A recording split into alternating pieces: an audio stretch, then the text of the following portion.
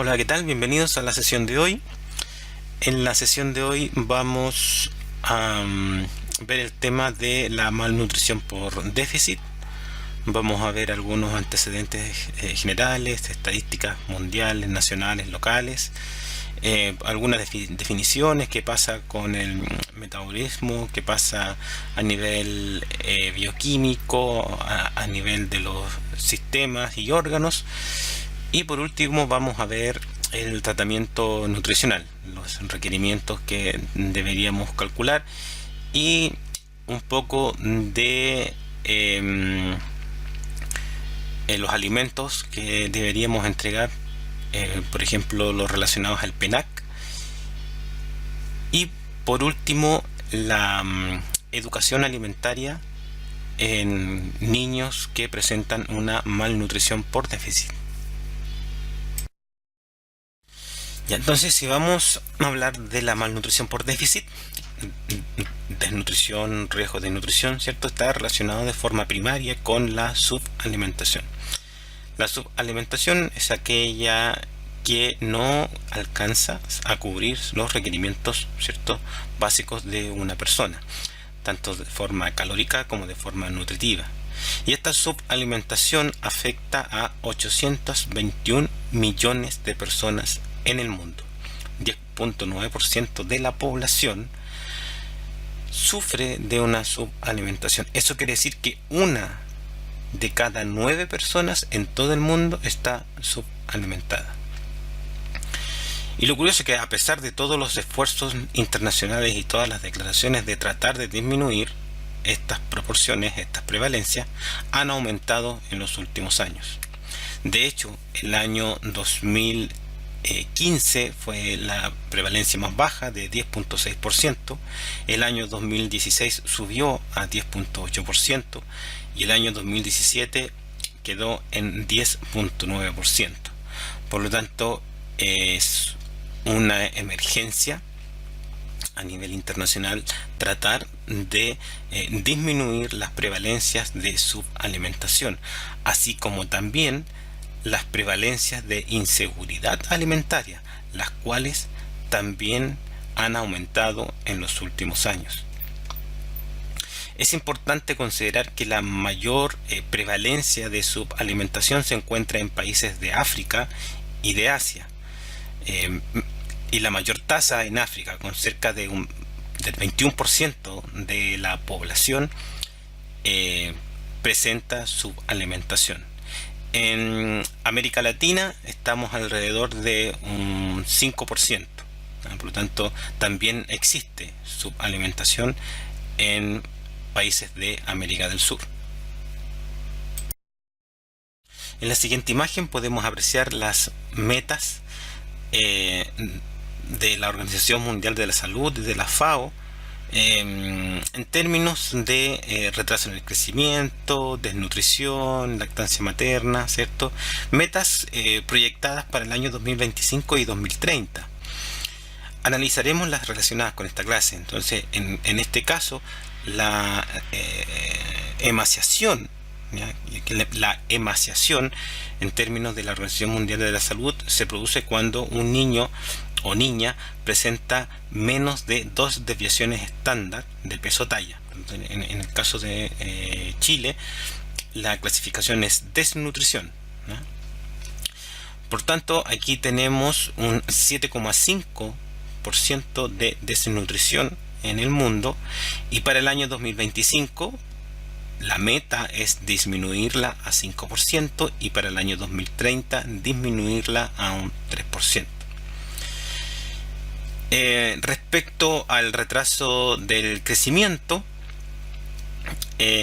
actualmente en el mundo existe un 22% de retraso en el crecimiento en los menores de 5 años, y la meta es disminuirla a un 14,7% al 2025 y a un 10,1% el año 2030. Otro aspecto importante relacionado con desnutrición es la anemia, y la anemia se plantea disminuirla a un 15% aproximadamente al año 2025 y 2030.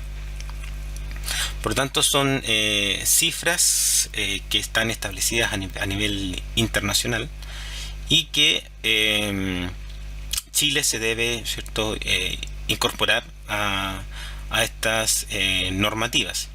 De hecho, está incorporado a las metas de lactancia materna, ¿no? En Chile actualmente no tenemos problemas, ¿no? Porque la meta de la lactancia materna, según la OMS, es de un 50% al año 2025. Nosotros ya superamos eso. Pero para el año 2030 es cerca del 70%. Y para eso hay que trabajar, para eso van a trabajar ustedes, de hecho. Ustedes van a tener que lograr, cuando egresen y si se desempeñan en salud pública, van a tener que lograr tasas de lactancia materna de cerca del 70% o más, ¿no? Así, para que lo tengan claro, que va a ser una de sus labores. En el siguiente mapa, en esta imagen, ustedes pueden apreciar la proporción de niños con malnutrición en el mundo. Y como pueden observar, se relaciona mucho con la subalimentación, ¿cierto? Hay las mayores tasas de malnutrición en niños se encuentran en países de África, con un 34 y un 36%, en países de África Central y África del Sur, y también en el sur de Asia, con un 36%. Son los países que tienen y que básicamente concentran la mayor cantidad de niños con malnutrición. Algunas cifras entonces de la desnutrición infantil. El último informe de seguridad alimentaria y nutrición de la FAO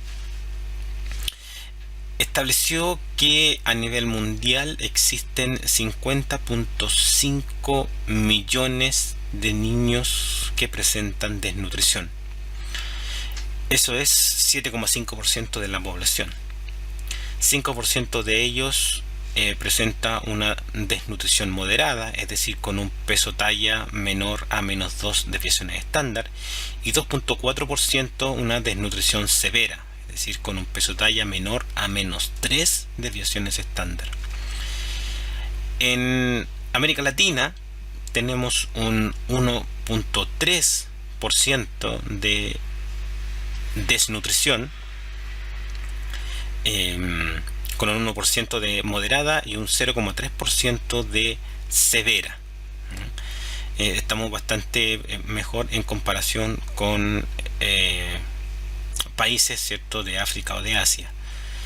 Y en Chile estamos en cerca de un 3%, pero esto es considerando el riesgo a desnutrición, es decir, considerando desde las -1 desviación estándar.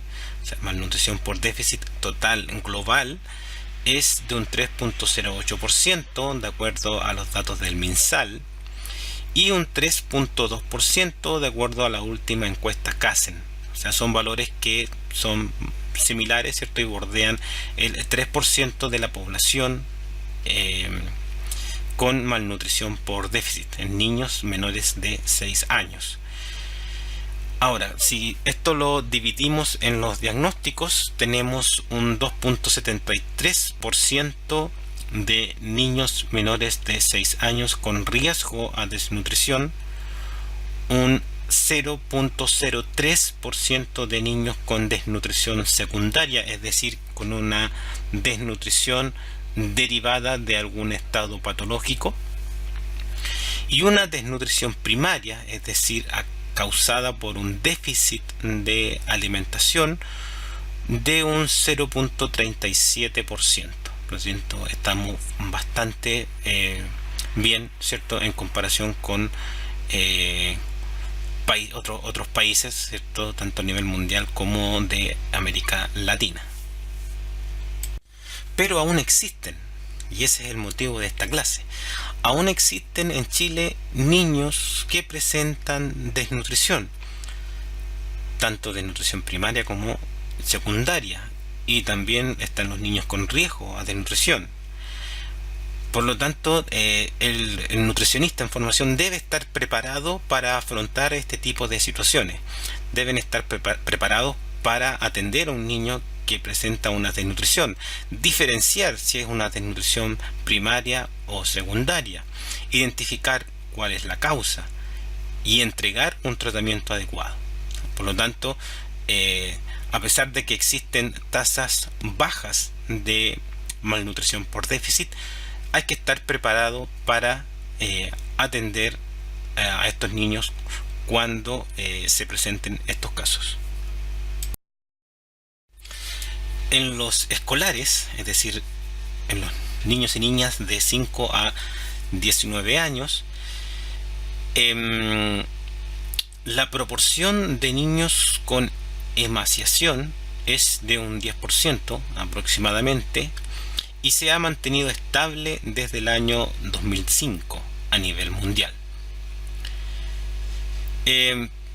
Si esto lo dividimos por grupo etario, de 5 a 9 años es un 10.3%, donde los varones presentan una mayor tasa de emaciación con un 11,5% y las mujeres un 9,1%. Y de 10 a 19 años un 10.5%, donde aquí también los varones presentan una tasa más alta de emaciación o desnutrición con un 12,8% y las mujeres un 8,1%. En América Latina la cifra es de 1,5%, tanto para niños de 5 a 9 años como para aquellos que tienen entre 10 y 19 años. Y en Chile la tasa, la prevalencia global es de un 0,8% de desnutrición, es decir, con IMC edad menor a -2 desviaciones estándar. Y tenemos las mismas proporciones para niños de 5 a 9 años como de 10 a 19 años. Por lo tanto, como les decía anteriormente, las tasas en Chile son bastante bajas, pero hay que estar preparados para atender a estos niños cuando el caso lo requiera. En la siguiente tabla podemos apreciar información respecto a la prevalencia global de cada región de desnutrición secundaria, desnutrición, riesgos de nutrición y talla baja. A nivel país ya sabemos que tenemos un 0.37% de desnutrición y tenemos un 1.6 o 1.61% de niños menores de 6 años con talla baja. También hay niños que presentan este problema y hay que tener un tratamiento adecuado. En la región del Maule presentamos un 0,02% de desnutrición secundaria, un 0.24% de desnutrición, un 2.15% de riesgo a desnutrición y un 1.02% de niños con talla baja. Esto de acuerdo al informe de vigilancia del estado nutricional, el último emitido por el Ministerio de Salud. Sabemos que tenemos tasas bajas de talla baja y de desnutrición, pero ¿cómo se ha desarrollado esta prevalencia en el tiempo para compararnos, ¿cierto?, con nosotros mismos? Y respecto a la talla baja, tenemos una disminución de la talla baja, de la prevalencia de talla baja a través del tiempo, desde el año 2009 al 2016, y de una disminución bastante notoria del año 2015 al 2016, de 1,87 a 1,61%.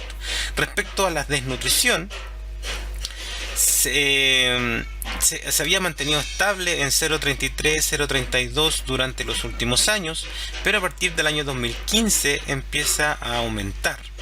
El año 2015 fue de 0,35 y el año 2016 de 0,37. Por lo tanto, algo está pasando, que están aumentando las cifras de desnutrición. Bien, y vamos a definir la desnutrición de dos formas, una primaria y una secundaria. La desnutrición primaria va a ser un cuadro producido por un aporte insuficiente de proteínas o calorías que son necesarias para satisfacer las necesidades fisiológicas del organismo. Y esta está relacionada con problemas socioeconómicos, la disponibilidad de alimentos y la información nutricional adecuada. Y por otro lado, la desnutrición secundaria será aquella que está relacionada a una situación patológica que produce pérdidas excesivas de nutrientes y que está relacionada, ¿cierto?, con trastornos digestivos o infecciosos. Bien, vamos a clasificar la desnutrición de acuerdo a 4 factores, de acuerdo a la etiología, a la gravedad, a la evolución y al tipo de carencia. Según su etiología, la vamos a clasificar en primaria, cuando la desnutrición es derivada de un déficit de alimentación, de ingesta alimentaria. Secundaria, cuando está relacionada a algún proceso patológico que aumenta las pérdidas de nutrientes y de energía, o cuando el proceso patológico aumenta, ¿cierto?, los requerimientos tanto energéticos como de nutrientes, y la alimentación no es suficiente para poder solventar esos gastos. Y mixta, cuando hay una mezcla de ambas características. Según la gravedad, la vamos a clasificar como leve, moderada o grave, y esto lo vamos a determinar con el indicador peso para la talla. Cuando es menor a -1 desviación estándar, va a ser leve. Cuando alcanza la -2 desviación estándar, va a ser moderada. Y luego de la -3 desviación estándar, será una desnutrición grave o de tercer grado. Según su evolución, va a ser aguda o crónica, y esto lo vamos a determinar con el indicador talla-edad. Si el indicador talla-edad está alterado en un proceso de desnutrición, diremos que esa desnutrición es de tipo crónica. ¿Okay? Si no está alterado, diremos que es una desnutrición de tipo aguda. Y según el tipo de carencia, va a ser marásmica, cuando es una carencia energética y de proteínas. Kwashiorkor, cuando es un tipo de deficiencia proteica y calórica. Y mixta, que mezcla ambas características. La desnutrición tipo Kwashiorkor o marasmo principalmente se pueden observar en países de África o de Asia. En Chile generalmente podemos encontrar desnutrición que es de tipo mixta. ¿Okay? Por lo tanto, ese es el tipo de desnutrición que usted va a tener que tratar tanto en salud pública como en atención primaria y en hospitales. En el siguiente cuadro podemos apreciar algunas características de la desnutrición y cómo se diferencian de acuerdo al tipo de carencia. Por ejemplo, el crecimiento insuficiente está presente tanto en la desnutrición de tipo Kwashiorkor como en la marásmica. La emaciación también está presente en ambos tipos de desnutrición, pero en el marasmo es más notorio. El edema está presente en el Kwashiorkor y en el marasmo no está presente. De hecho, el edema y el edema generalizado es una de las características propias de la desnutrición tipo Kwashiorkor.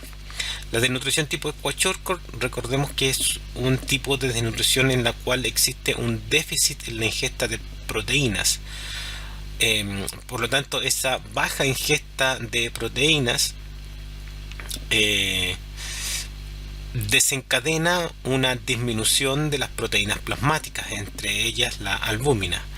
al ocurrir una disminución de la concentración de albúmina en la sangre, disminuye la presión oncótica. Al disminuir la presión oncótica aumenta el paso de agua, ¿cierto?, al líquido intersticial.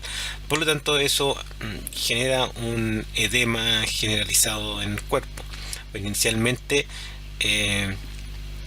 inicia en las extremidades, en pies, manos, luego en todo el cuerpo, cara, abdomen, ¿no? Se ve un cuerpo de un niño obeso, pero es un niño que está desnutrido, solo que está edematizado.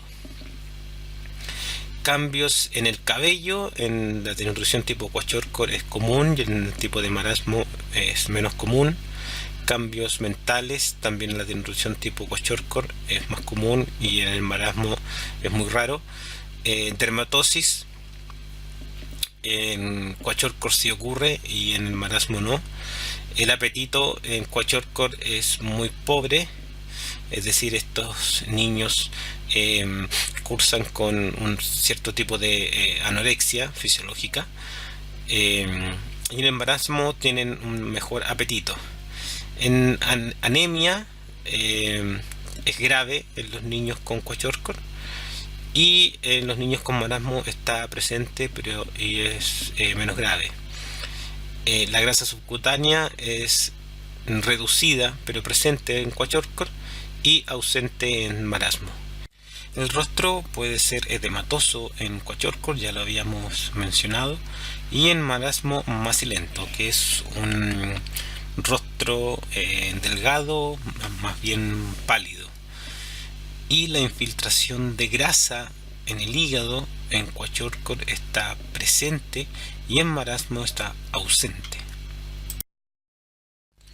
En las siguientes imágenes podemos apreciar las características de los tipos de desnutrición según el tipo de carencia. En la primera imagen podemos ver un niño con dos niños con desnutrición de tipo marasmo. Se puede apreciar claramente que hay un déficit severo tanto de masa grasa como de masa muscular. La emaciación es evidente. En la segunda imagen, el niño con kwashiorkor es un niño que está con un edema generalizado, ¿cierto?, en todo el cuerpo, producido, ¿cierto?, por el déficit de proteína. Este niño no se ve como el anterior, pero cursa con una desnutrición de todas formas. Y por último, en la última imagen, hay un niño con una desnutrición mixta que tiene características de ambos. Se nota en las piernas, por ejemplo, que tiene una emaciación severa de la masa muscular, pero en el abdomen podemos observar que tiene un edema. Por lo tanto, existen características de ambos tipos de desnutrición. Entonces, ¿cuándo vamos a realizar el diagnóstico de desnutrición? Ya sabemos que en niños menores de un año, cuando el indicador peso-edad se encuentra alterado entre -1 y -2 deviación estándar, riesgo de desnutrición, y menos de -2 deviación estándar, desnutrición. Y con el indicador peso-talla en los niños de 1 año a 5 años 29 días. Lo mismo cuando es -2 deviación estándar, desnutrición, y entre -1 y -2 riesgos de desnutrición. Y en los mayores de 5 años, a partir de los 5 años, un mes, y hasta los 19 años con el indicador IMC edad. Cuando está menor a -2 deviaciones estándar será desnutrición, y entre -1 y -2 será riesgo a desnutrición. Ahora hay que tener en claro que los criterios de la Organización Mundial de la Salud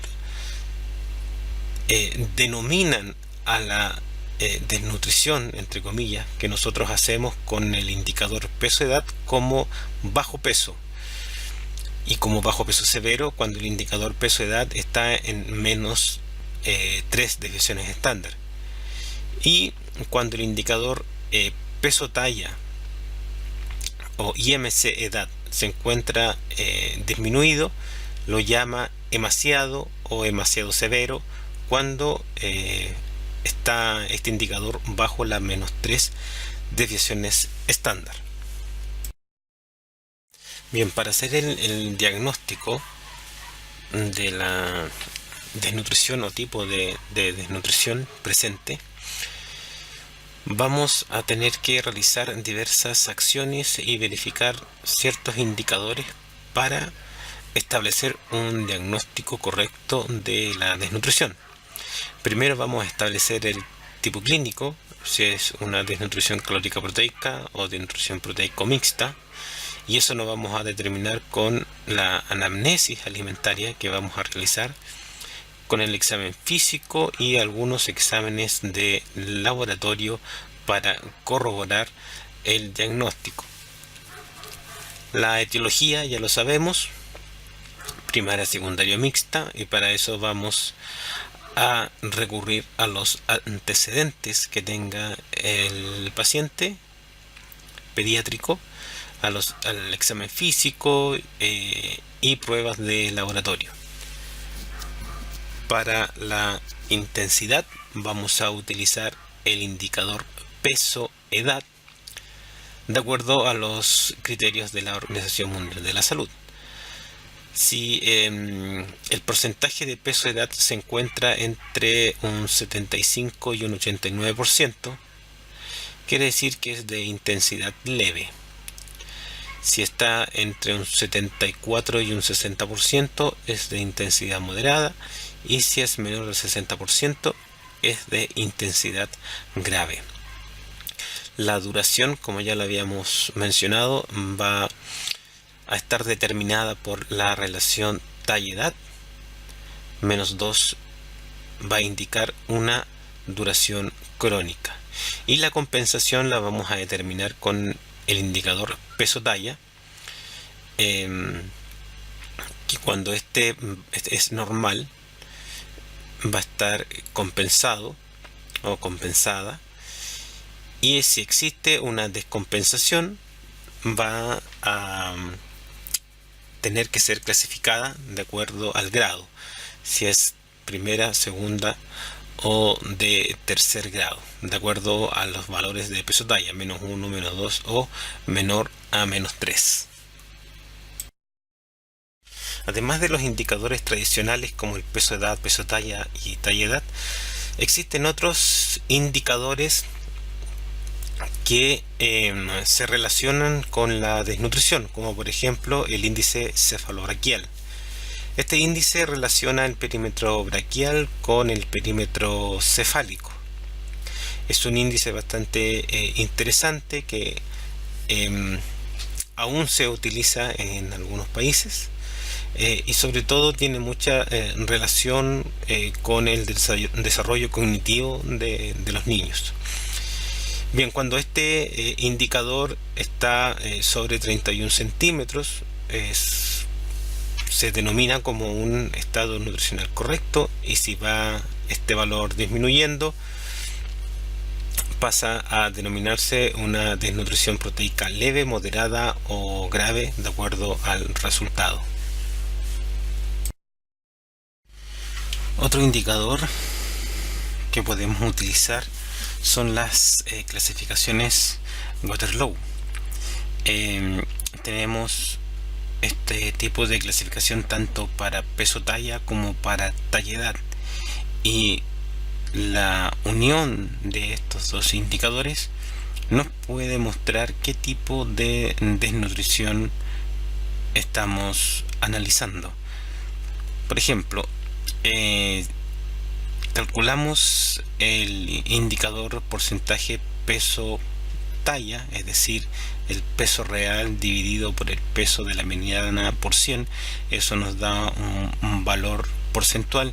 Ese valor porcentual lo buscamos y establecemos el punto de intersección entre ambos indicadores, y esa intersección nos daría el diagnóstico de desnutrido agudo, desnutrido crónico agudizado o desnutrido crónico armonizado.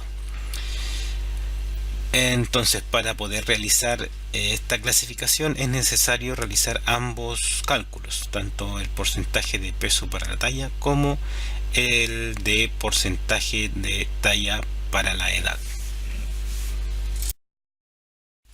Otro indicador que podemos utilizar para establecer el diagnóstico de desnutrición es el índice de Shukla. Este relaciona el peso real y talla real con el peso y la talla para la mediana. Se establece como porcentaje, se multiplica por 100. Por tanto, el resultado de esta ecuación, cuando es menor a 90%, es una subnutrición o una desnutrición en primer grado.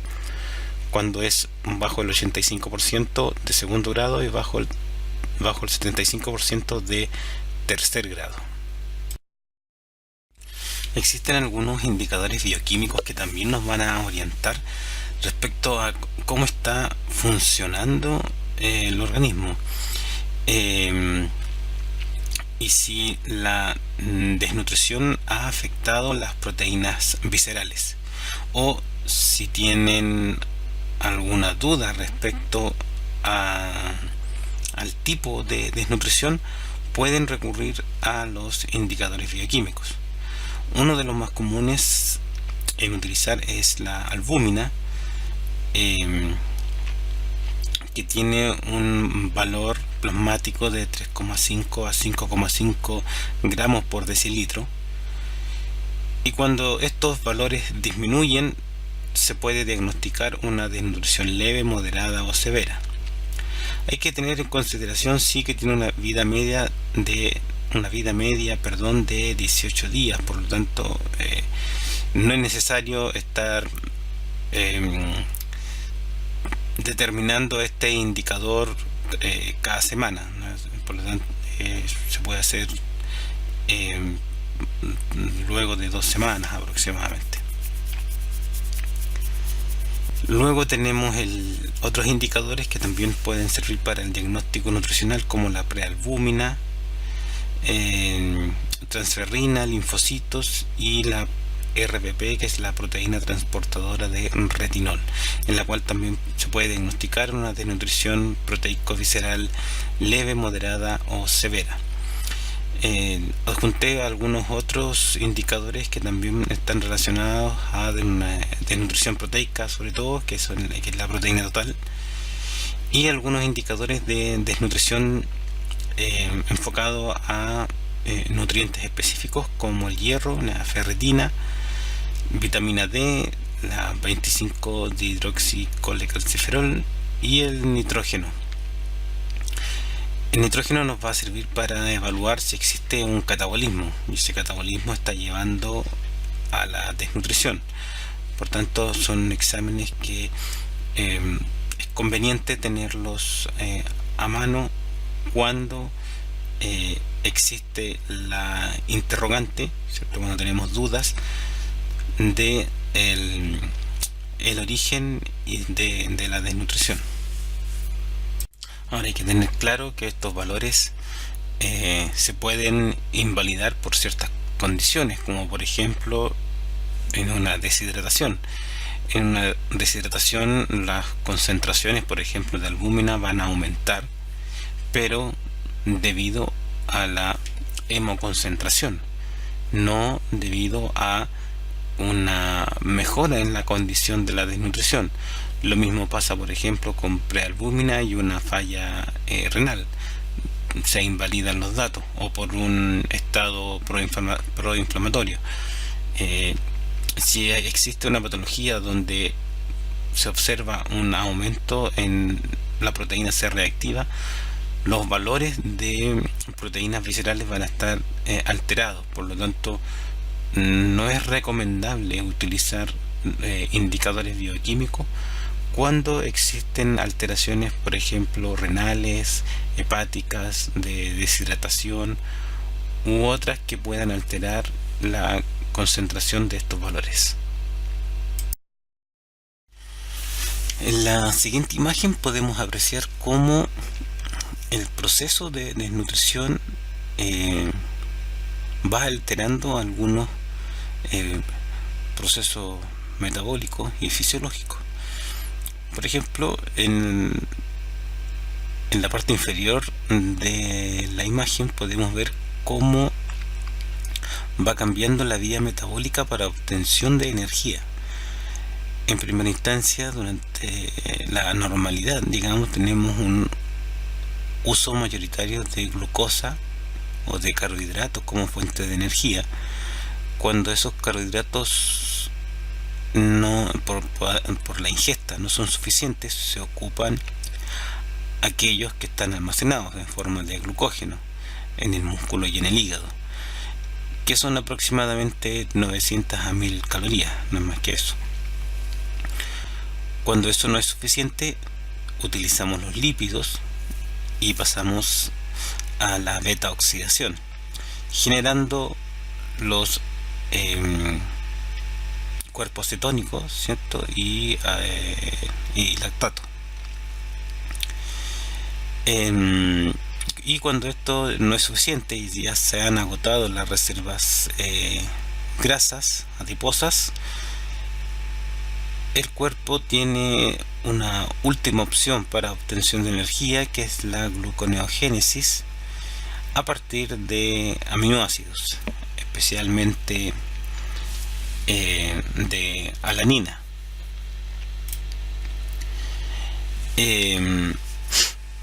Y eso hace que disminuyan drásticamente la masa muscular y aumente las concentraciones de nitrógeno en sangre.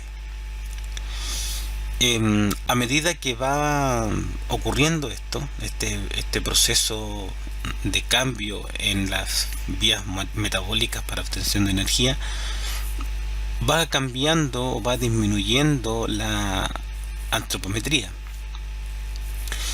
Una de las primeras los primeros parámetros en cambiar es el peso. Disminuye rápidamente. Posteriormente lo empieza a hacer la talla y por último el perímetro cefálico. Y a medida también que va ocurriendo esto, en la parte superior podemos ver algunas fallas orgánicas que van ocurriendo a medida que progresa la desnutrición. Empezamos con una disminución, ¿cierto?, del peso, una disminución de la talla. Con esto una disminución de la masa muscular, alteraciones gastrointestinales, como por ejemplo disminución de las secreciones, disminución de la secreción de ácido clorhídrico, disminución de la motilidad gastrointestinal, sobrecrecimiento y translocación bacteriana, incremento de los radicales libres, una atrofia del páncreas, etcétera, etcétera.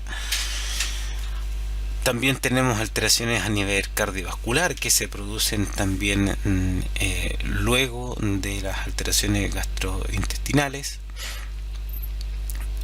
como por ejemplo tenemos una hipofunción cardíaca, soplo cardíaco, disminución del pulso, hipotensión, entre otras.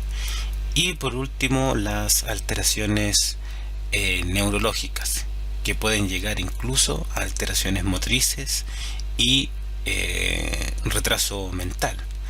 Por lo tanto, llegar a esas condiciones ya estamos hablando de una desnutrición bastante grave. Existen algunas recomendaciones generales para el tratamiento de la desnutrición, sobre todo en aquellos niños que presentan una desnutrición severa, es decir, con un peso talla menor a las -3 de visión estándar, un perímetro braquial inferior a 115 milímetros o con un edema bilateral. En esta circunstancia, cuando un niño o niña presenta estas características de desnutrición aguda severa, las recomendaciones son entregar aproximadamente o suplementar 5.000 unidades internacionales diarias de vitamina A. Cuando la alimentación no está fortificada. Ahora, si existe alimentación o de estos alimentos preparados que ya vienen con dosis de vitamina A, no es necesario la suplementación. Se pueden utilizar fórmulas F75 o F100, es decir, fórmulas que aporten 75 calorías por 100 ml o 100 calorías por 100 ml. De preferencia se inicia con fórmulas F75 y cuando los niños se estabilizan se pasa a una fórmula F100 para fomentar el crecimiento. Y respecto a la rehidratación, se debe entregar 5 a 10 ml por kilo hora de alguna solución de rehidratación oral, pero estas se deben diluir aproximadamente al 50% para lograr 75 milimol por litro de sodio. Si no a un niño que está con ese tipo de nutrición severa, no se puede entregar sales de rehidratación a las concentraciones normales que se entregan, puesto que podría ocasionar más problemas que beneficios. Si existen signos de deshidratación intensa o shock, es decir, no se puede utilizar la vía oral o enteral, se ocupa la vía parenteral y se entregan algunas soluciones específicas como de Darrow, de Ringer, y si no se tienen este tipo de soluciones, simplemente se utiliza una solución salina de 0,45% con una solución de dextrosa o solución glucosada, ¿cierto?, al 5%. Entonces existen varias alternativas para poder suministrar o hidratar a estos niños.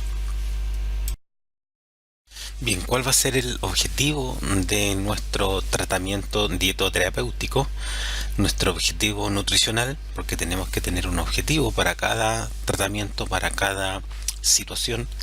En esta situación va a ser aportar los nutrientes necesarios para curar las lesiones producidas por las deficiencias, recuperar las funciones metabólicas, la represión de los depósitos corporales, permitir un crecimiento recuperacional y posteriormente un crecimiento normal.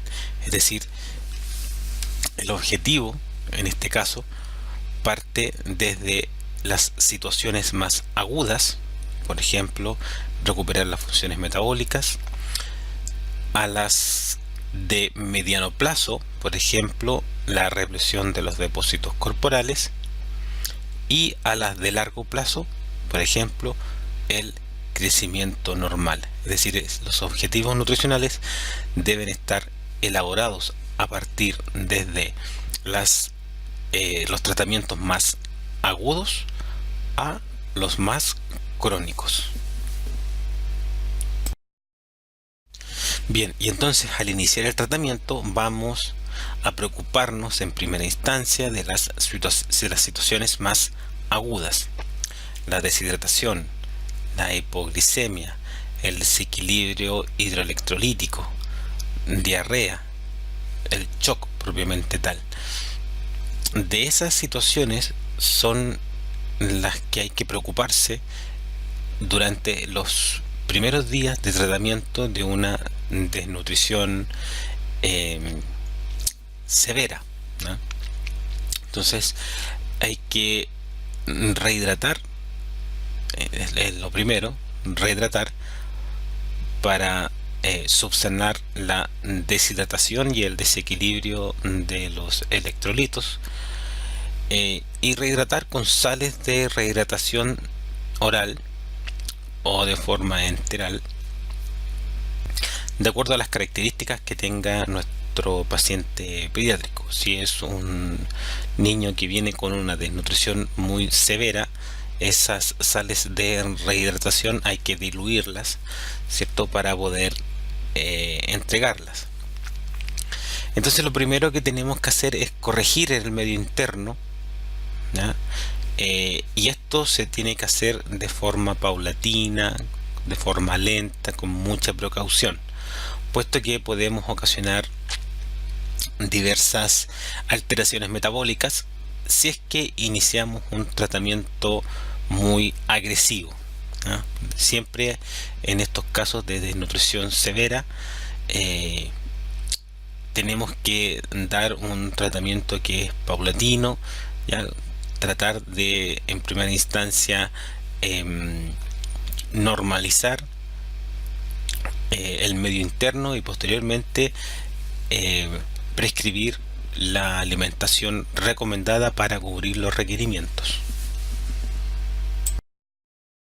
Luego que tenemos a nuestro paciente pediátrico estabilizado, podemos iniciar nuestro proceso de recuperación. Y en este proceso tenemos que administrar nutrientes que sean de fácil digestión, que sean fácilmente asimilables,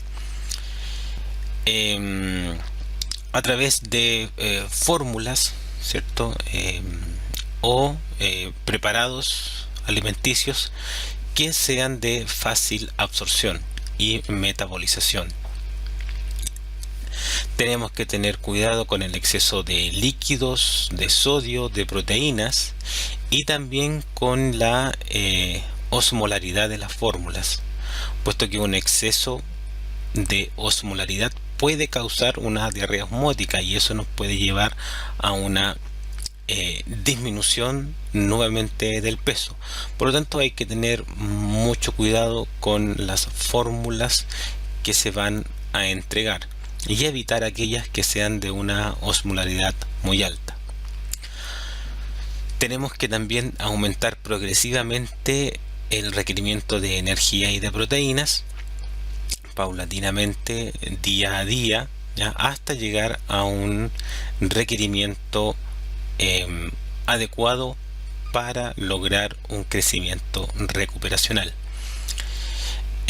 Una vez que llegamos a esta consolidación del crecimiento, podemos entregar este niño a su familia, es decir, que el niño se vaya de alta, ¿cierto?, de nuestra consulta o de nuestras atenciones, velando sí porque la dieta en su casa, en su hogar, sea lo más adecuada posible. Recordemos que los niños que sufren de riesgo de nutrición o desnutrición y que se encuentran que se atienden en el servicio público o también en el servicio privado, tienen la posibilidad de acceder a PENAC, al PENAC refuerzo, donde se les va a entregar de forma gratuita, ¿cierto?, fórmulas y alimentos para poder recuperar su estado nutricional. El requerimiento nutricional lo podemos calcular al inicio del tratamiento con 60-80 calorías por kilo, luego incrementar 20 a 25 calorías por kilo para lograr una meta de 100 a 135 calorías por kilo día. Las proteínas se entregarán de 1,5 a 1,9 gramos por kilo para llegar a una meta de 3, en realidad de 2 a 3 gramos por kilo, y se incrementa en 0,5 a 1. Existen diversas formas para realizar el cálculo de requerimiento total. Pueden utilizar una ecuación predictiva de metabolismo basal como de la FAO o de Schofield, agregar un factor patológico y un factor de actividad. Otra forma es utilizando el método factorial con el peso real y sumando el crecimiento recuperacional. Hay diferentes formas para el cálculo de requerimiento y todas llevan a un cálculo o una cantidad de calorías totales similar. Para la reincorporación de los niños a la alimentación del hogar, hay que tener en cuenta algunos factores que pueden alterar y pueden causar un regreso al déficit ponderal.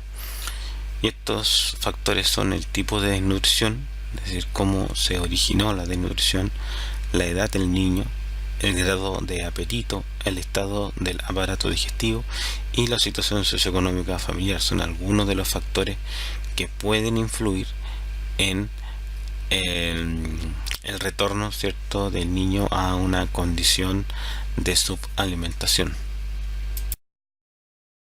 La consistencia de la prescripción dietoterapéutica debe ser de fácil digestión, como ya lo habíamos visto anteriormente. Por lo tanto, se deben entregar fórmulas líquidas como fórmulas lácteas en lactantes, ¿cierto?, fórmulas de inicio o de continuación, en situaciones complejas, fórmulas sin lactosa o con proteína parcialmente hidrolizada. También podemos utilizar papillas o purés suaves, ¿cierto?, en niños mayores que toleren esta alimentación. Y obviamente esto va a depender de la densidad calórica y de los requerimientos que necesiten los niños. La respuesta al tratamiento dietoterapéutico va a depender de ciertos factores, es decir, la recurrencia, ¿cierto?, de estos niños que salen de alta y luego vuelven con desnutrición. Va a depender de algunos factores, como por ejemplo la alimentación insuficiente en el hogar, las carencias de vitaminas o minerales, mala absorción de nutrientes, infecciones que pueden producir diarrea, otras infecciones como neumonía o tuberculosis, infecciones urinarias, entre otras, y otro tipo de enfermedades subyacentes. Por lo tanto, hay que tener cuidado, ¿cierto?, en el tipo de patología que tiene un niño o niña, que lo puede estar llevando a un proceso de hipermetabolismo, hipercatabolismo, y con ello a una desnutrición. Muy bien, mis estimados y estimadas estudiantes, ha sido nuestra sesión de hoy. Recuerden que el foro está abierto para que puedan dejar sus consultas. De lo contrario, pueden enviar correos, ¿cierto?, con las dudas que tengan, y las trataré de responder lo antes posible.